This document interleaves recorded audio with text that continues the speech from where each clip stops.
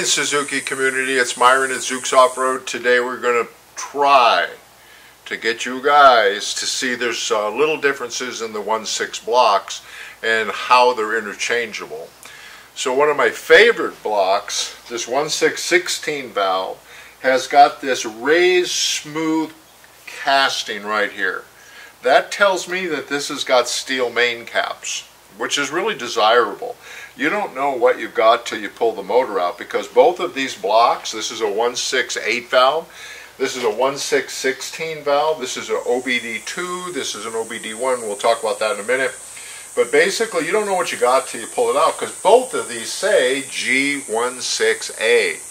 So these blocks are interchangeable. There's very little differences. It's great when you can get steel main caps, in case you were going to boost. If you wanted to put in H-beams, you'd have quite the engine there. I personally like the 1.6/8 valve motors with the 16 valve cranks. I'm building one now for propane boost.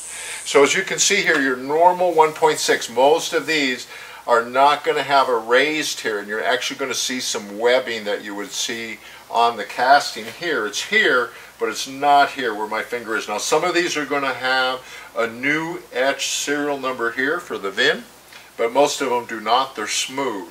So what is the main difference on these blocks is the restrictor plate. Now we're going to show you a picture of the restrictor plate. This is for the oil that's draining down out of the 8 valve head. It just freely flows into the bottom oil pan, the crankcase. On the 16 valve, it uses the same holes, it's the same block, but here they've got two plates on the low side so that it slows the oil down. Why? Because there's 8 throws in this block. The 8 valves, they come with only 4 throws. I think I'll show you a picture of that too. So in the back of this video, you're going to see a still picture, and it'll be labeled so you won't have to guess. But basically a throw is a big weight, and so when you have 2 of them, they counterbalance each other. So what you've got with the 16 valve is you have 4 on each side, and over here on the 8 valve you only have 4 on one side, not 4 on the other. And so let's go ahead and take a look at the notorious 1.6 crack. Why are they cracking? Let's go find out. Alright, we're back. We're talking about 1.6 crack. I would never buy a 16 valve engine car unless I could pull out number 2. Now you're not supposed to, by the way, this is a steel cap too. This is really very disappointing to me that this block came in cracked. It was a car that I bought and didn't have time to look at it, so I was hoping that that would not be cracked, but it was. And so anyways, you're not supposed to take the main cap out. This drops right in. You'll see the picture of the crack. It's not even that bad of a crack. But it always cracks right here when the engine overheats. It's the only reason why it cracks. I'm working with a hot rod famous guy in Texas, a championship hot rodder, who has just found Suzuki the world, just discovered who I am and what I do. And so we're going to be cutting blocks in half, and we're going to see if we can fix this crack with a rod through it and TIG weld it in and then shrunk. So we have a plan. We just hope it works, because until this block goes in tight, there's no reason to build this motor. And there's just hundreds and hundreds of these around the United States. I hope people are saving them, because we should be able to save all of these 1.6 blocks. So that's why it cracks. It's always it cracks under journal 2, and if I go to any other journal, I have to wiggle it to get it out because it's not cracked.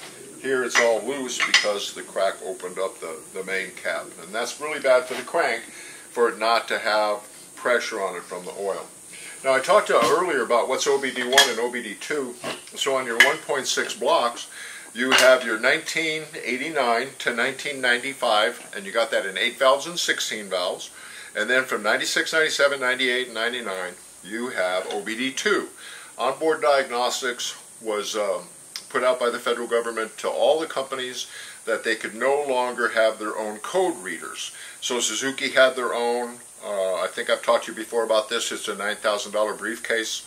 One of my friends gave me one, and I haven't used it since I got it. I still use a paper clip to get the codes on an OBD1. OBD2, you got your scanner, you plug it in. But the main difference is, how do I take this block and I build something with it? Well, if I had a 1996 block, I'd have this oil pump. If I had a 1996 block, I'd have this oil pump. If I wanted to make it an OBD1, all I'd have to do is change the distributor and put in a different oil pump. I'd have to get a coil pack and an igniter, but you know, if you're going to that trouble, so please understand, you can take an OBD1, you can make it an OBD2, you can take an OBD2, you can make it an OBD1. You can make an 8 valve into a 16 valve, a 16 valve into an 8 valve. You can kind of mix some of the parts up, like I said, the crank. And so that's a little bit of information today on your 1.6 blocks. And what is the dead giveaway? It's freeze plugs. 1.6 has freeze plugs, 1.3 do not. So a lot of people say, oh, I don't know what I have. And I just, freeze plugs, it's a 1.6. And if you can't tell the difference between an 8 valve and a 16 valve, I will help you. An 8 valve looks like a carburetor, but it's a throttle body injection. A multi-port fuel injection has a great big aluminum casting and one butterfly. That's a multi-port fuel injection. All of that being said, if you have any 1.6 broken blocks, hang on to them. I think we're going to have an answer. Thank you for watching the videos. Please subscribe. Don't forget to hit the links down below for the Cradle giveaway, for the giveaway for the YJ Springs. Thank you very much for watching the videos. Be safe, have fun, go wheeling, and please subscribe. Love you guys. Bye.